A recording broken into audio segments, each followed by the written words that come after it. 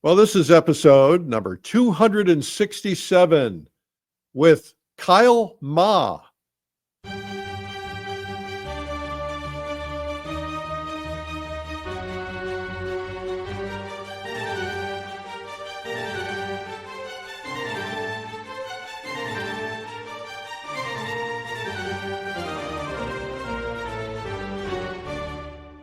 This is the Plein Air Podcast with Rhoads, publisher and founder of Plein Air Magazine. In the Plein Air Podcast, we cover the world of outdoor painting. Called Plein Air, the French coined the term, which means open air or outdoors. The French pronounce it Plein Air. Others say Plein Air. No matter how you say it, there is a huge movement of artists around the world who are going outdoors to paint. And this show is about that movement. Now, here's your host, author, publisher, and painter, Rhoads.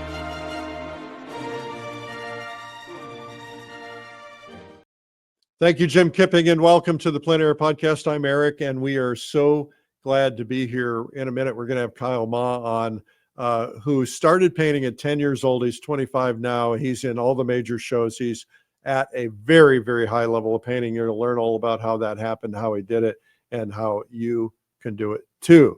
I'm a little melancholy, I got to admit. You know, the summer's over, Labor Day has hit, and all my friends on the lake have gone back, and it's a little lonely up here in the Adirondacks. There's a couple people left. The good news is it's been so busy, I haven't had a lot of time to paint. I've been working on a 3 foot by 4 foot giant waterfall painting down at the Flume, which is a place where the Hudson River School painters painted.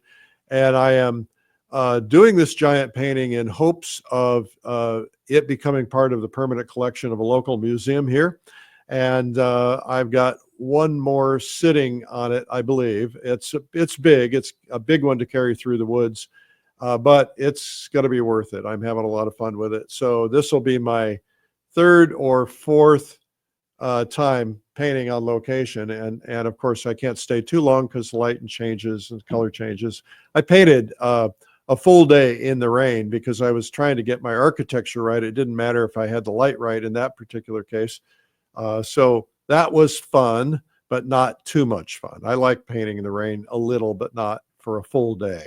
But I had, if you look at my Facebook page, I had umbrellas configured over the painting and over my palette and everything else. So it's been pretty cool. It's about to become my busy season again. You know, the leisure summer season ends. We did Gouache Live this summer, and it was a huge success. I had thousands of people attending. We have Pastel Live coming up just around the corner, and that's exciting. And then we're going to have Plein Air Live again in November. That's good. I'll be heading out to Fall Color Week mid to late September.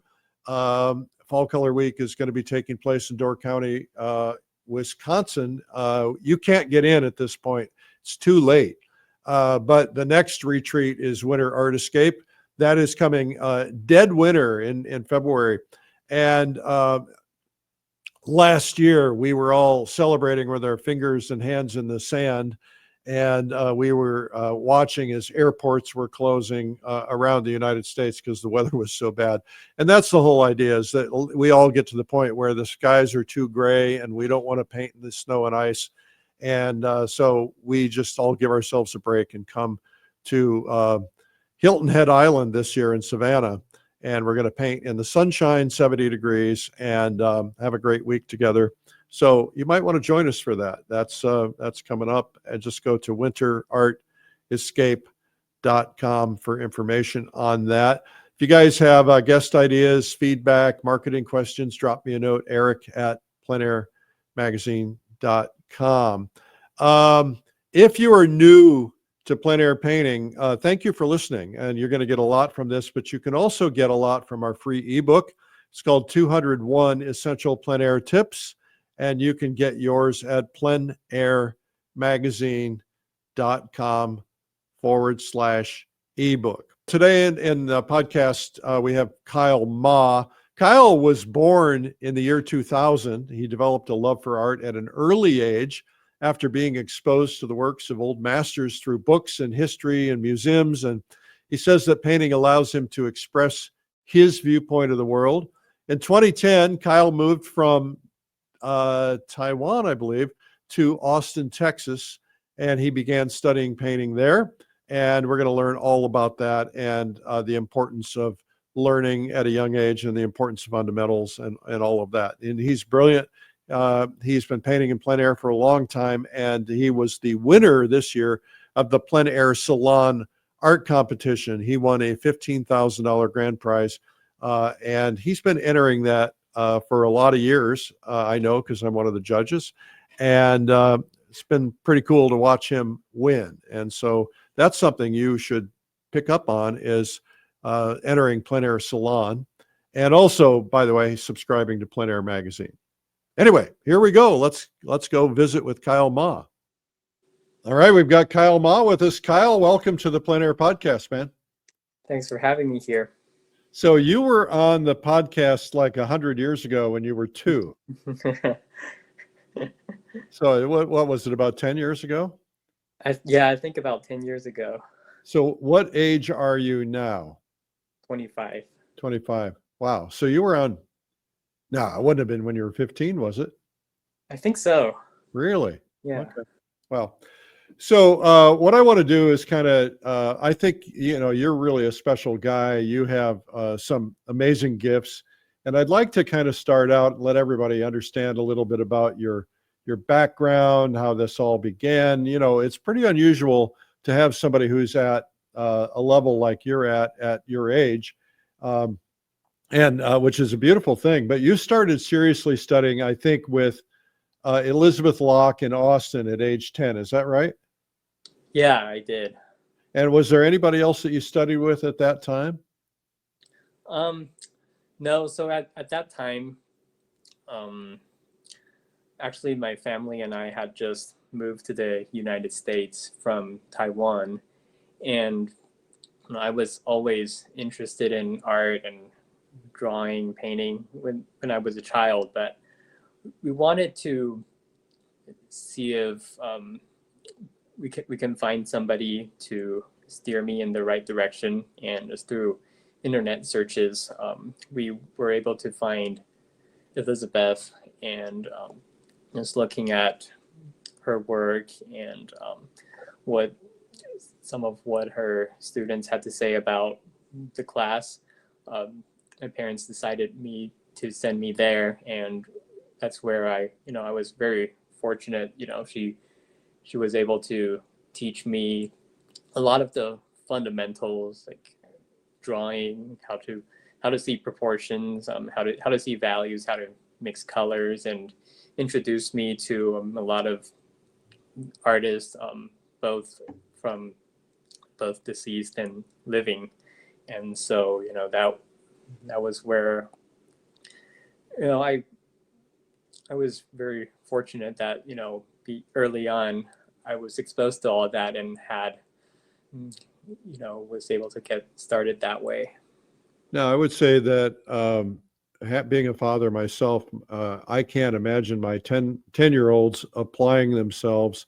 They might take a course or something, a class or something, but it sounds like you really were serious about this and applied yourself pretty heavily. Tell us a little bit about that. I think before that and growing up in Taiwan, I was just, for whatever reason, drawn to art, and I looked forward to whenever there was a museum exhibition. In Taiwan, the museums don't really have a great permanent collection, but once in a while we would get works from other museums and have a special exhibition. One of the first ones I've been to was the work of Velázquez, Rembrandt, and Rubens. And I also saw the work of the Impressionists through books that my parents owned. And so, I I just really loved all of the art that I was able to see, and I was always curious if I could do it myself. So whenever I got the opportunity to study with someone and actually learn about the fundamentals, what went into these paintings that I admired. It it became where it no longer felt like something that was so out of reach. Like there's logic behind everything. There are things that I can learn and that I can practice, and I can understand what went behind these pieces. So that was I think that was really great for me, and I just really was happy about the opportunity to be able to learn all that stuff. And the other thing was not only learning about the old masters, learning about artists that were that were living. And one of the first artists I was introduced to, one of the first lessons, she asked me to buy Richard Schmid's Alla Prima book. And so, of course, I was introduced to Richard Schmid, and then also Kwang Ho, which was actually one of Elizabeth's mentors. And so, I was able to see that, it's not just these people that we read about in history books that are making great art and being successful at it, and that there are actually living artists that are working at a extremely high level and who are able to find success. So were you, did you have to find balance between just being a normal kid and painting, or were you completely obsessed? I know a lot of kids who my kids grew up with who were learning the piano and were practicing 6 hours a day after school and doing recitals, and really, I think probably pushed pretty heavily by their parents. What did that look like for you? So I did a lot of things. Obviously first was the academics, and going through school, it was getting good grades. And then I was also in band throughout middle school and high school. What did you play? I played the euphonium. Okay. So I would spend the day at school, and then band activities, and then do my homework, and have maybe another 2-3 hours at night to do a little bit of painting. So at that time, what I was doing was a lot of alla prima painting. So pretty much I'd go home when I'm done with everything, and then just spend 2 or 3 hours making a painting, and then the next day, I would make a new painting. And so, what I think what that did for me was that, it forced me to solve lots of problems in a very short amount of time in a painting. I figure out the composition and drawing values, colors. I had to get all of it down in those couple of hours. And so, I got a lot of practice doing that. So a lot of us get to a point where we, in the nicest possible way, kind of outgrow the people who taught us originally. Did you find yourself in a situation where you got all you could get out of your instructor and then started seeking other people who could teach you at some point?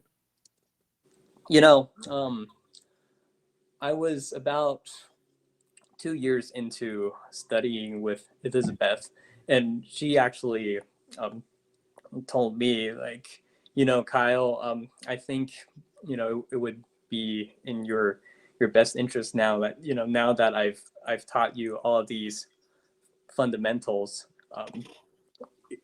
to kind of go off and find your own path, and maybe study with some other artists, get some new ideas. And I think it's it's really amazing too, when a teacher has that kind of honesty and humility to say that to a student.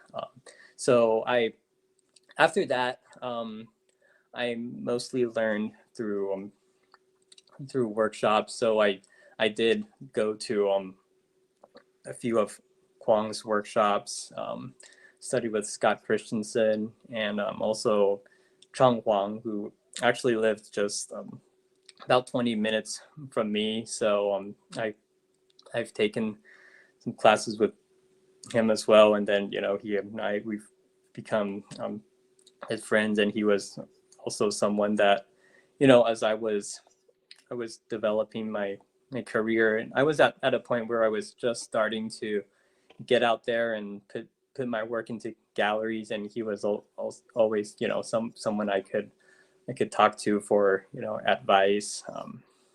I think I first learned about you from him. Oh, I think really? he was showing me some drawings or something that he had in his house that you had done at a pretty young age. So, let's talk about this age thing because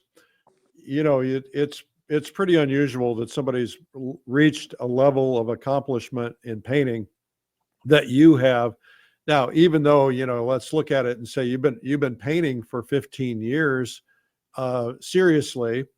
So that's pretty significant in and of itself. It just happened that you started it pretty early. But have there been places where your age has uh, maybe gotten in the way or created a disadvantage for you? Um, it's tough to say. It was, I think, when I first started, showing my work publicly in shows and events when I was about 15 or 16. And, you know, at that point, age was definitely, kind of this novelty thing. And, but then, you know, after that, I was like, well, I'm getting a lot of attention for being young, but, I that that was never the thing that I wanted to be known for. I wanted to be known for for my art. And I've always felt like the work should speak for itself. Absolutely. So you went on to get a geology degree from UT in Austin, um, which I think is a fascinating thing to pick, considering that you paint a lot of rocks and a Sure. lot of landscapes. Can you elaborate how this scientific training has maybe influenced or informed the way that you see and interpret the landscape? I think anytime you can understand your subject at a deeper level, I think it's always a good thing. Um, I and when I go out into a landscape, I do feel like, and it's not like I can just look at any rock and immediately know like what's the history, the story behind it. But I do have an appreciation of kind of the significance of all of it, and just being fascinated with the fact that we can look at this landscape and we can learn so much. And it's just one of those things that that, in a way teaches you to look a little bit deeper, similar to, the way, a figurative portrait painter learns about, the human form, anatomy, all of that. So I'd love to know a little bit about your process. Every painter approaches things a little bit differently. First off, talk to me about why you plein air paint, when you plein air paint versus when you studio paint, and then walk me through what your typical process might be. So I do a lot of both. I think most of the work that I'm known for that I put out there are actually studio works. But one of the big things that pretty much all of my instructors have emphasized is that there's no replacement from working from life. And so whenever I'm traveling or exploring a new place, I'm always plein air painting. I'm getting a bunch of little paintings done, and then when I'm back in the studio, I can take from my experience and I can look at my studies to create my studio pieces. And it's not necessarily this one-to-one thing. I do a plein air sketch and then I enlarge it in the studio. But it's just if I'm in an area and let's say I go to Colorado and I come home with 10 studies of different kinds of light and color scenarios, I can, and then if I'm doing a studio piece based on that area, there are things that I can reference in those studies that might help me. And also it's just the memory of painting there, practice of observing the colors in real life, I think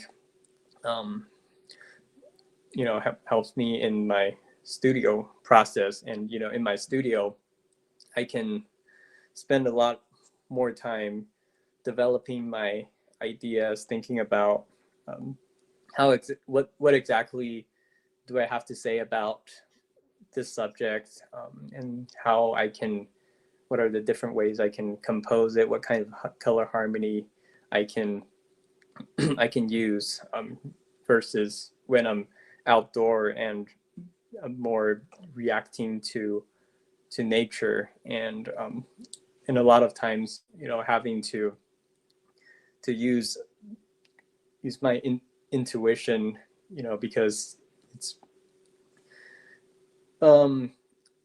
times it's hard to if you're out there, sometimes you just can't get everything, and it's not like I can just sit there and think about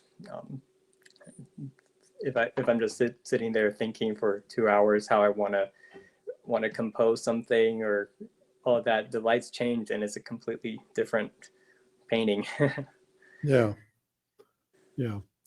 So you once described plein air painting as allowing yourself to be immersed in the landscape during the process of creating. And that of course means it's more about color harmony or composition and so on. What is this immersion like for you? Where does that take you? Can you describe that? Can you articulate that in terms of how you get immersed and why that's important to you? Well, I think this makes my process a lot more meaningful to me.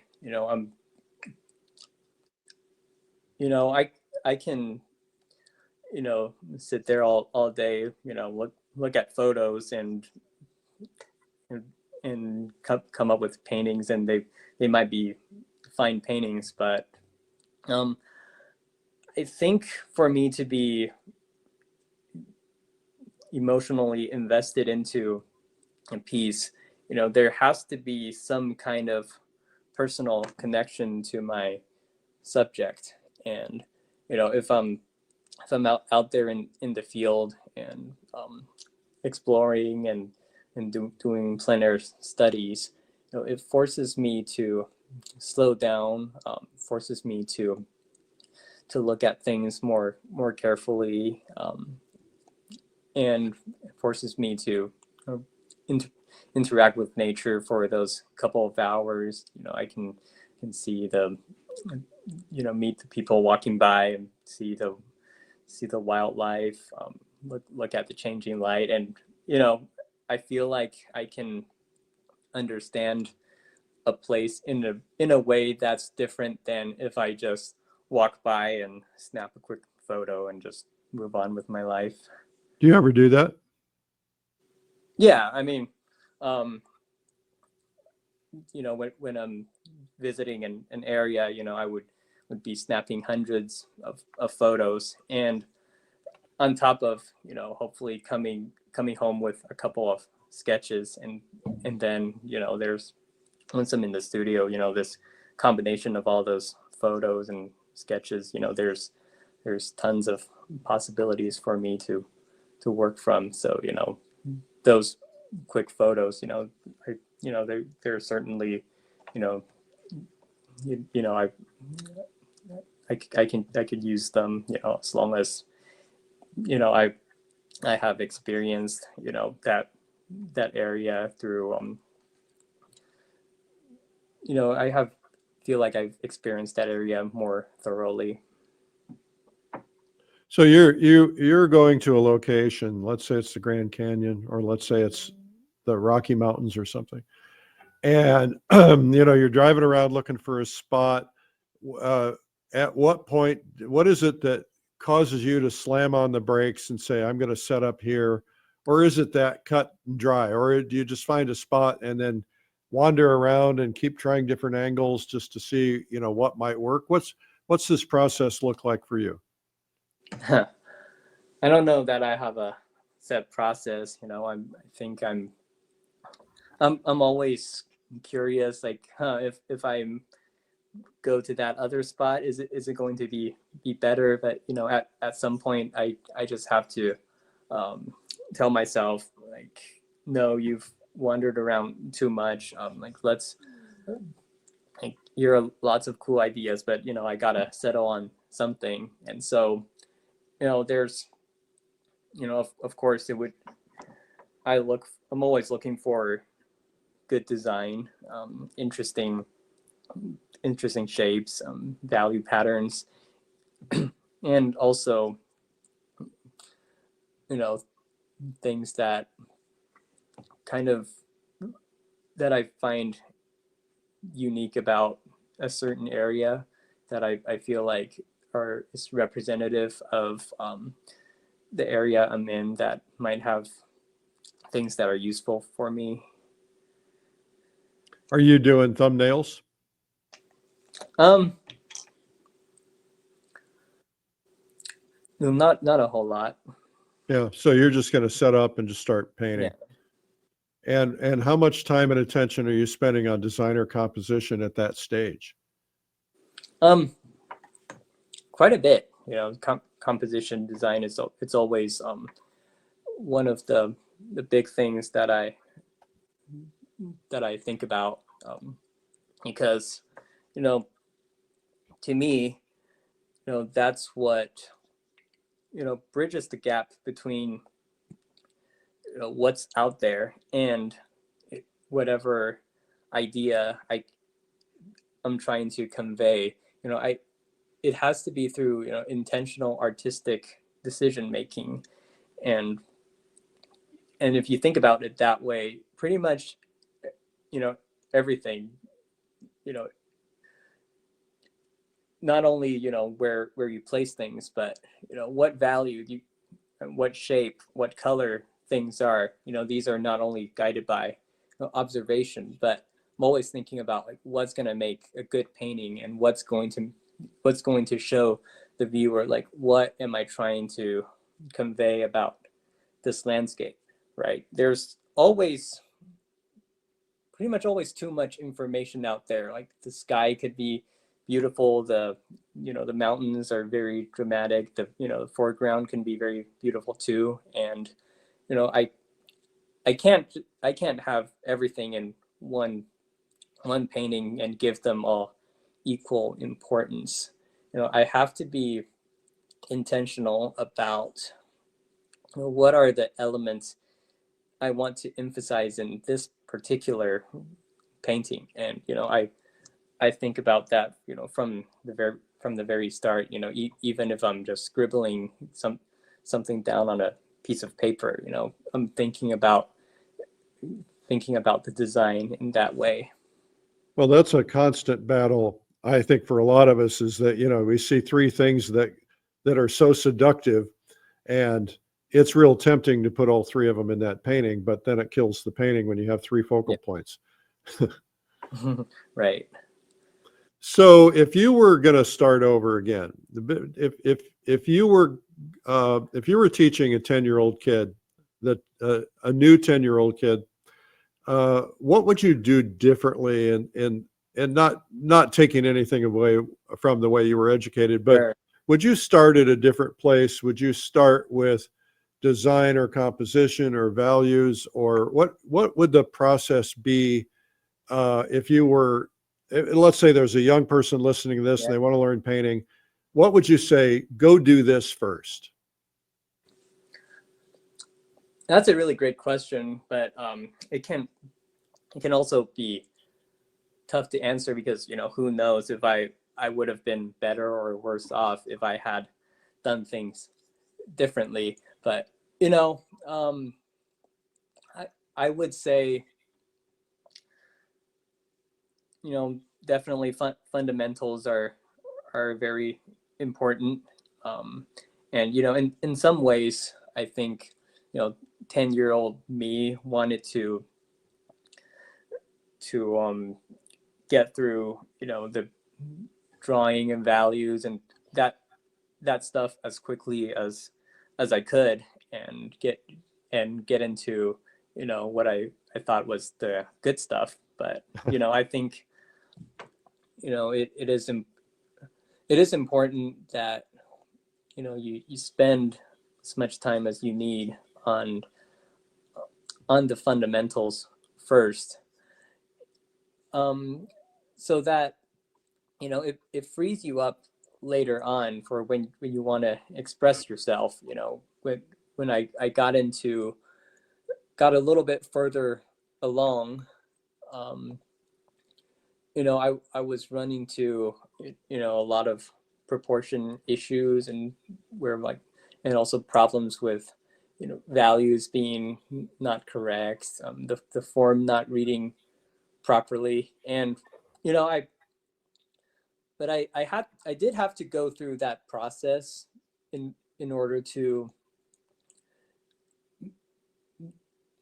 kind of get to a point where I understood the why behind learning those fundamentals, and why it's important for my own art. But I do think maybe not rushing the beginning would be maybe the one thing that I would have changed. Yeah. So I often encounter people who have started painting and given up. And I think I equate it to learning the piano. When I was a kid learning the piano, I went to an instructor and they wanted me to do finger exercises and note exercises and scales and all that nonsense, which of course is critical, fundamental. But I wanted to learn to play a song. And when I was not succeeding, my instructor basically said, okay, we're going to learn to play a song. And it was that sense of accomplishment. It wasn't a good song and it wouldn't be a good painting, but I think this sense of having a little bit of progress along the way to keep you from getting completely distracted or bored with fundamentals, which fundamentals in painting are a little bit different than doing scales, but they are, they are scales. They are still important. And I'm just curious what your thoughts are on that. Yeah, sometimes I do think, if people have an idea, and if you're an instructor and there's a beginning student, I think it's good to let the student explore that idea, instead of holding them back and saying like, no, you have to do all these fundamentals first before you can you can try that thing you're trying to paint. Like, no, like let them explore, and then when they encounter problems, they then keep working on the fundamentals to whatever they need to get them through, I think. Yeah, well, I think, and that's a great place to point out the need for fundamentals. So if I understand correctly, and correct me if I'm wrong, but your process of painting is starting out with big shapes and then narrowing things down to more form and then more detail. Is that pretty much how you paint? For the most part, although I think nowadays I'm getting less structured in, not necessarily always starting the same way, like starting with a block in, because I think, to me, it's not procedure that's important. It's how you think through, the problem solving process of painting that's important. So nowadays, even though you know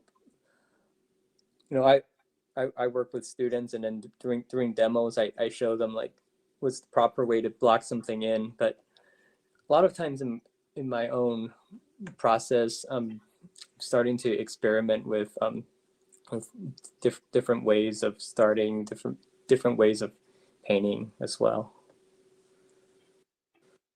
Well, I think that's a maturity thing too. It's like when I first started painting, my first instructor said, we pre-mixed all the potential colors that we would likely be using and spent an hour or two pre-mixing everything, so that and we had piles by value, and it was a real pain in the butt, but it eliminated the need to think at that period of time. And he said, once you're more experienced, you're never going to want to go through this. You'll be mixing this stuff, on the palette or on the canvas, in your head, etc.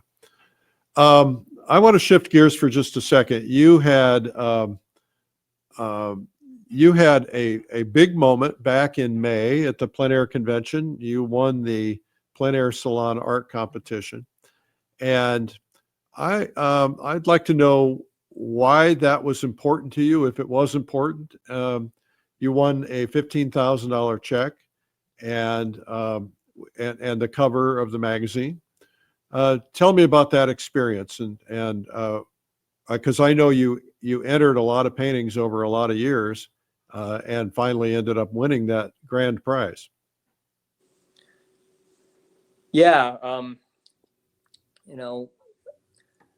I think when was Sky that reached out to me, and said that if I wanted to come to the Plein Air convention this year, I thought, this experience would be even more special if, I can also go on stage and receive an award for one of my pieces, and get more people to be aware of who I am and what kind of work I do.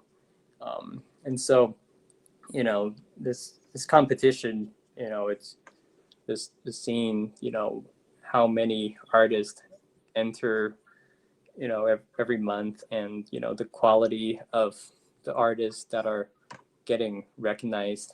So it definitely meant a lot that, I ended up winning the grand prize. And it was very heartwarming, after I received my award, and having people come up to me congratulating me, and it's heartwarming, just seeing how much support there was, and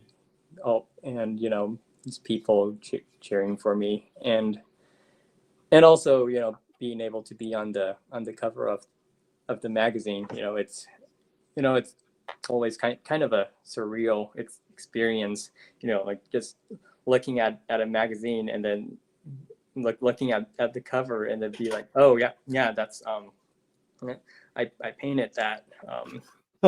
That's, this magazine is now out there, and you can find it at bookstores everywhere. So really a great feeling.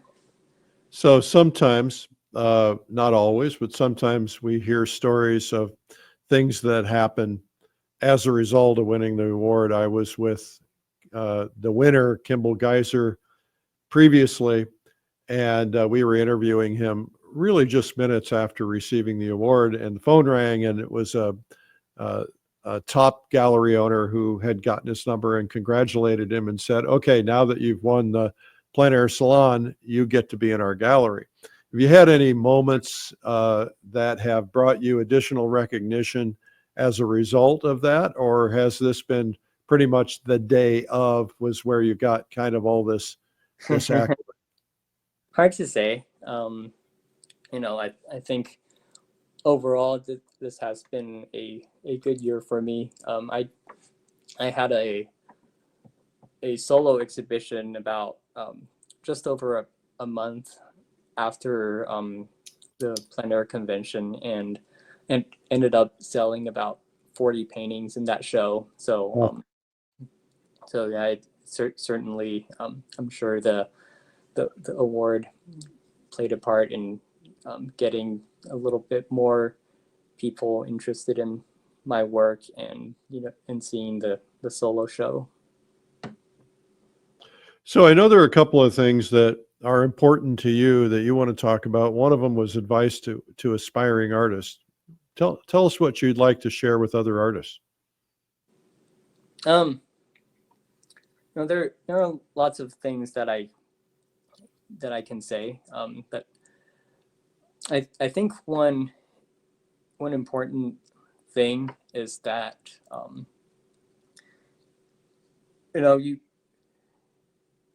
just because you're young, and you're new to the business,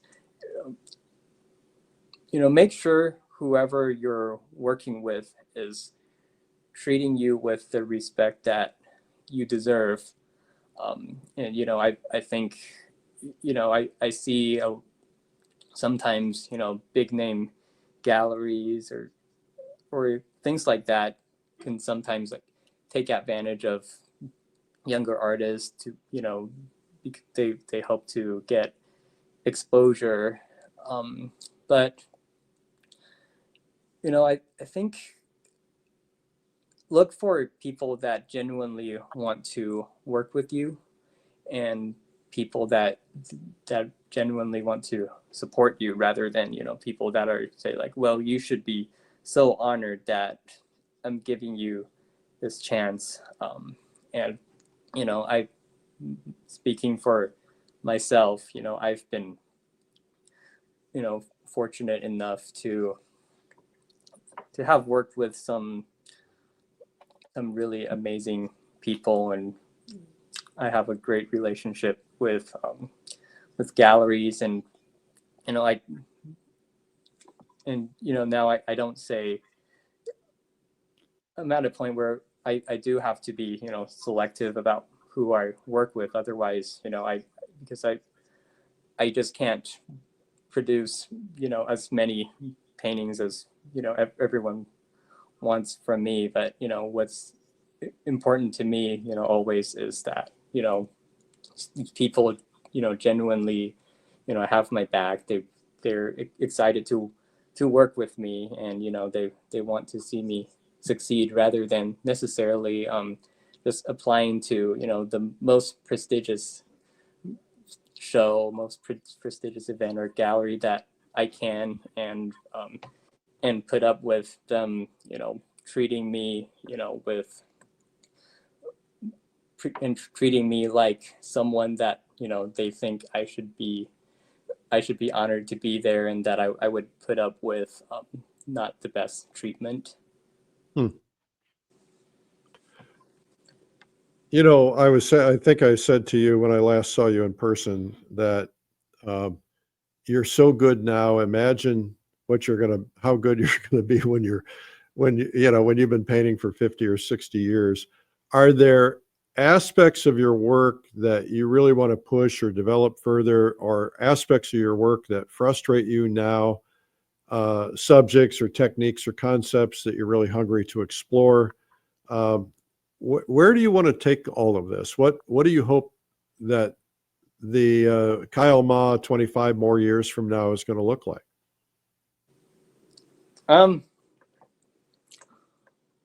Well, I think the most important thing is that achievements, or how great I am, aside from all that, I think the most important thing is that hopefully me in 25 years is happy and fulfilled, doing still painting, and and I say this because I think sometimes if painters, they might get a lot of recognition and in sales, but they've been doing the same thing over and over for for many decades, and it's just like a routine, like a regular job for them. And that's something I hope that I'm still excited, still able to find ways to push myself. And now, to answer your question about painting things, of course, can always you can never get good enough at basic fundamentals like drawing and understanding form, values, design, all of that. But I right now I'm curious about what the different processes of and different ways that different artists think, and how they can take a subject, and when they paint it, they how they're able to transform it with their own unique vision. And so there's just a ton of possibilities that you can interpret things. And I'm interested in just exploring kind of what are, like, how many more different ways can I paint something and interpret my subject. What do you find that your students have in common as problems that they're trying to conquer? Do you see certain patterns?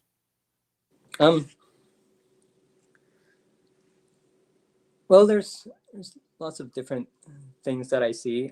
I think nowadays, one thing I think is pretty common is that maybe painters tend to be too literal to subject, and they aren't able to see different ways of redesigning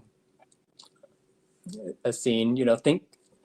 I like to think about this painting is not only a representational painting. It also has to be based on abstract principles. Like, if you take away subject matter and this were just an abstract painting, like what is it about this piece that are going to be interesting to people? And then, you know, you bring back the realism side. So in the abstract, that, you know, that's, you know, the thing about design, like color harmony, shapes, you know, things like that. And I think sometimes students are so caught up in trying to replicate what's in front of them that, you know, they don't think about design enough, where it's not about like what's making a good painting anymore. It's just painting it to look like what's in front of them. And I think, you know, that's fine for, you know, if you're just learning the fundamentals, but, you know, you know, you have to think about this painting and what makes it a good painting, as well as and not just what's in front of you, I think. Kyle, I think that's good advice. Very good advice. What, you know, you started painting about 5 years into Plein Air magazine being started. And what a lot of people, a lot of younger people may or may not understand is that there was nothing. It was a desert. You know, it was hard to find anybody who was doing plein air painting. There were hardly any events, maybe 3 events nationwide. There were very few people painting. There were hardly any workshops. There was certainly no online training, and things have changed a lot.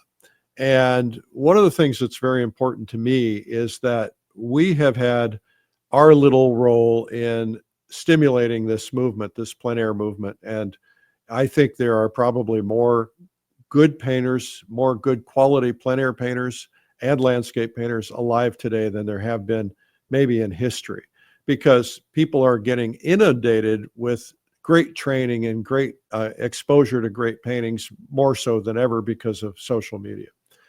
And I think one thing that would be very important to me, and I just want to say this publicly, is that you and your generation, your friends, are going to be carrying on the future of this movement. And it's very important that we expose more people to it, that we bring more people to it, that we get more young people involved at all ages and more people involved at any age, but so that we don't see this become a 20 or 30-year blip on the radar and then it goes away. We need to make sure that we stimulate this and keep it moving. Mm-hmm. So, end of lecture. Do you have anything else you want to talk about while we've got you here? Oh, you know, I think it's, you know, what you were just saying, you know, it's, from my perspective, it's certainly fantastic to see, you know, just how many more opportunities, you know, there are for painters nowadays, you know, and, you know, we have to, you know, thank, you know, guys like, you know, Richard Schmid, David LaFell, Max Ginsberg, Burton Silverman, these guys for, you know, for kind of paving the way for a lot of the artists working today. And of course, you know, like people like yourself, involved with, you know, with the art world as well, just creating so many more opportunities for developing people's careers and good, and having good quality education out there, that, you know, you don't necessarily have to go get a 4-year art degree. You know, there are, you know, people have, you know, different needs, and people have different financial capabilities, but it's really beautiful to see, you know, how many resources out there, you online or artists offering workshops out there. So, I would say to, any aspiring artist, really any age, not necessarily just young artists, but, just take advantage of all these resources. There's scholarship opportunities. I was at the Oil Painters of America and Portrait Society conference, and I'm seeing many of the top artists generously donating these little paintings for their mystery sale, and all of that is going to scholarship money for aspiring artists. So I think it's just important that people are aware of that and are taking advantage of that. So this art world can continue forward, especially nowadays. I think life isn't getting any easier with there's always going to be need for beauty. People need to, we need to see things that out there that are beautiful and truthful and profound. And I think these are things that as good as AI can be, I'm hoping it never takes away the need for actual human creativity. Yeah, you're here. Well, it's going to be interesting. I read recently that they're basically going to be able to film you and then have a robot recreate Kyle Ma originals using AI. So that'll be interesting if that happens. Yeah. Well, I think it would be really sad, if the world becomes where people are just generating AI images to hang in their homes, because there's, even though these AI images might be even more perfect than in a technical sense, but it's not created by hand, it's not created by human, right? So I think the human aspect, I'm hoping is that people will continue to value. Well, the author John Nesbitt said, in a high-tech world, high touch will matter more than anything else. Of course, that was written 20 years ago, but it's still true. A personal note goes a lot further than an email, because somebody took the time to write it, lick it, mail it, etc. And I think that high-touch philosophy will continue to be true for paintings. I'm sure that technical savvy of AI and robotics will continue to soar and make things better. And that's the one thing, though, that you pointed out, is that you have to be constantly evolving and you have to be constantly pushing yourself to next levels. And so I don't know if AI will do that. Maybe it will. It probably will. It's going to be self-learning, but I think there is going to be a difference, and we just have to continue to promote that difference and make sure that we stand out. Made by hand makes more difference than it ever has. Yes, I agree. All right. Well, Kyle, thank you for being on the Plein Air Podcast. It's been my pleasure to have you. Thank you. By the way, don't forget to visit Kyle's website, Kyle Ma Fine Art. You can go get some good paintings there, and give him a follow on Instagram at Kyle KC Ma, M-A.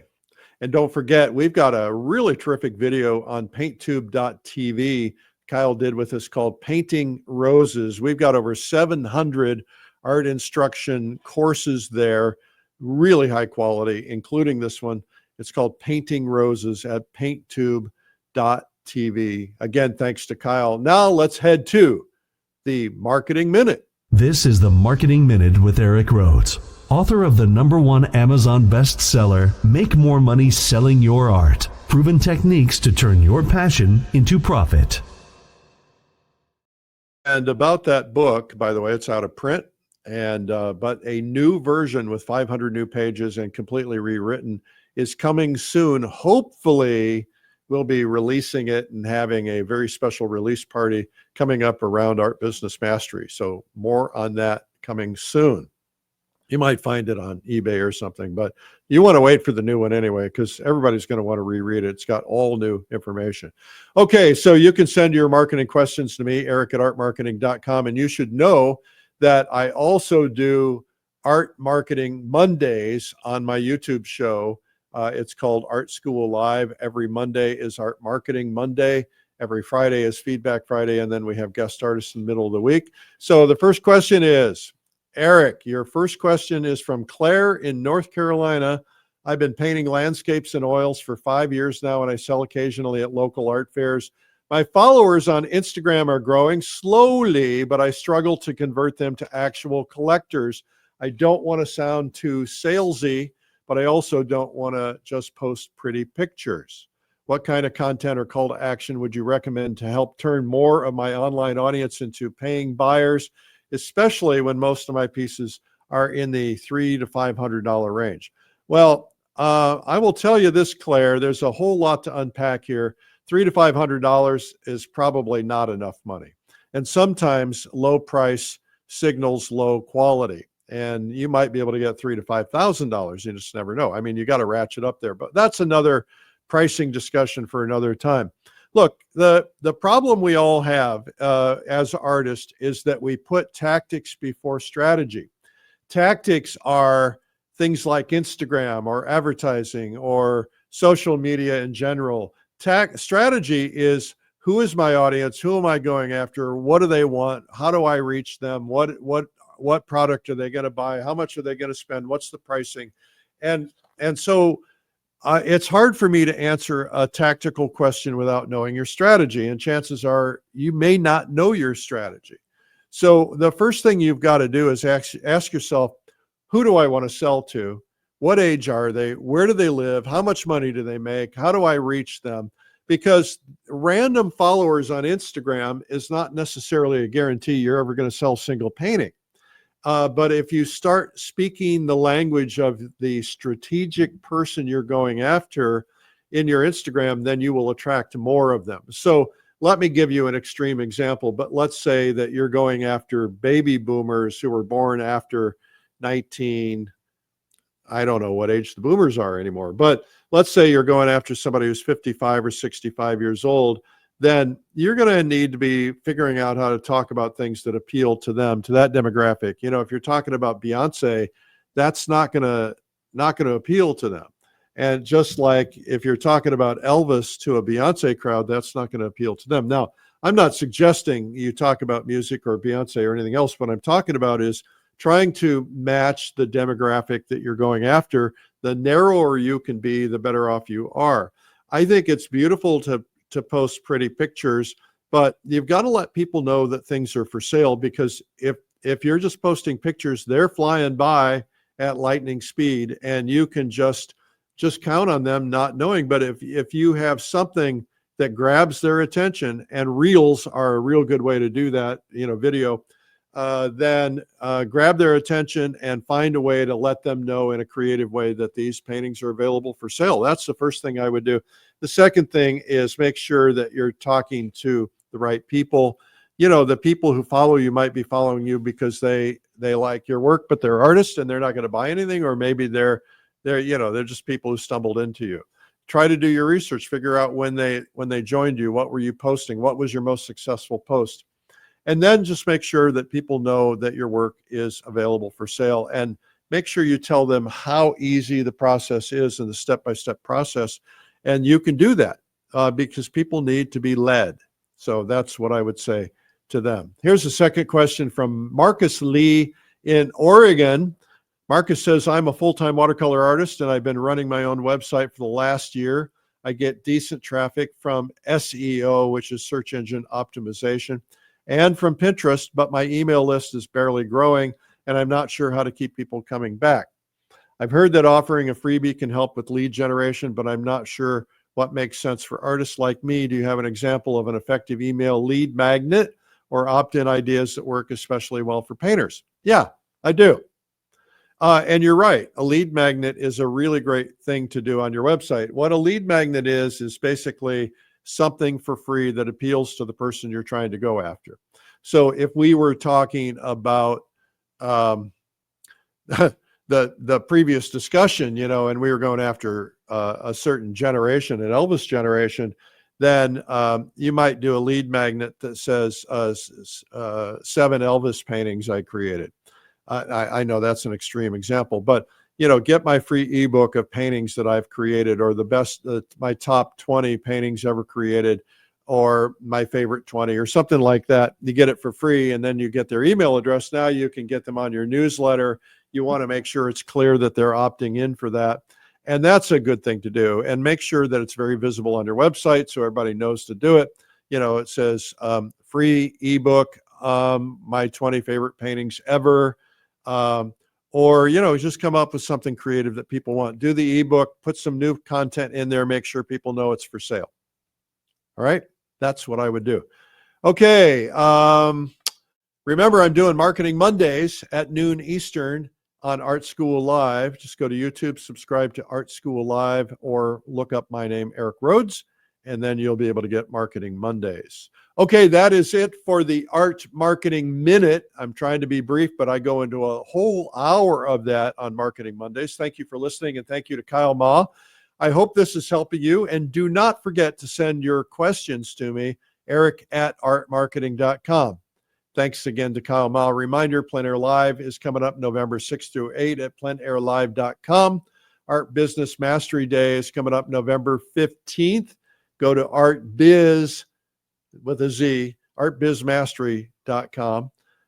We have a free ebook for you. It's 201 Plein Air tips. Make sure to go and check that out. Just go to pleinairmagazine.com/ebook. And a reminder that we have Winter Art Escape Artist Retreat. It's a blast, February 6th through 13th. Just go to winterartescape.com. We're going to go to Hilton Head and Savannah. And by the way, it'll sell out very fast. Fall Color Week is coming up, and it's gone. I mean, you can't get into it anymore. So make sure you get into Winter Escape while you can. If you've not seen my blog where I talk about art and life, it's called Sunday Coffee, and you can find it at coffeewitheric.com. And when you're there, subscribe to it. It's free.